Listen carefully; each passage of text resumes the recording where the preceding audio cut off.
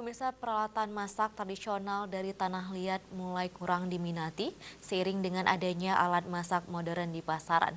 Tidak hanya gerabah tanah liat, beberapa alat dapur tradisional lainnya juga sudah mulai kurang diminati masyarakat dan cukup aman digunakan untuk keperluan masak karena berbahan dasar tanah liat.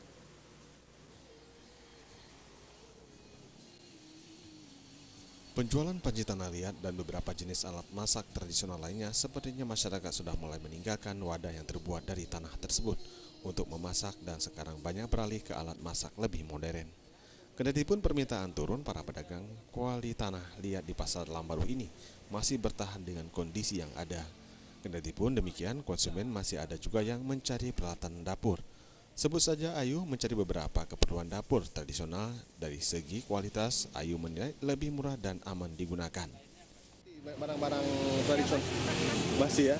Untuk harga gimana Bu? Harga yang jelas lebih murah dan kualitasnya saya pikir lebih bagus daripada barang plastik ya. Kalau sekarang kan orang suka barang plastik lebih praktis, tapi kalau saya sih lebih senang yang alami seperti ini. Kaidir sudah melakoni usaha penjualan alat dapur tradisional tanah liat ini sudah 5 tahun. Usaha keluarga secara turun-temurun. Untuk peminat panci dan kuali tanah liat ini, masyarakat yang masih mendominasi di kampung-kampung di Aceh Besar dan sebagian di Kota Banda Aceh. Ada 10 jenis mata barang dagangan, khususnya mulai dari peralatan masak tradisional, cobean, keranjang yang terbuat dari rotan, pisau, wadah pembuat kue tradisional, beberapa jenis lainnya.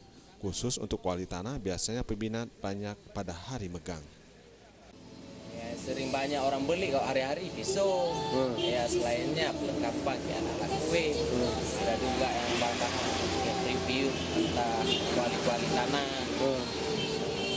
Selain itu ya tampi, sampah itu. Untuk harga mulai dari Rp5.000 hingga Rp80.000 untuk kuali tanah liat, baik ukuran kecil maupun besar. Produk lokal dari Kota Banda Aceh dan Kabupaten Sigi tersebut. Akibat turunnya penjualan, memberikan dampak pada usaha gerabah tanah liat dan terancam gulung tikar. Tim Liputan Aceh TV.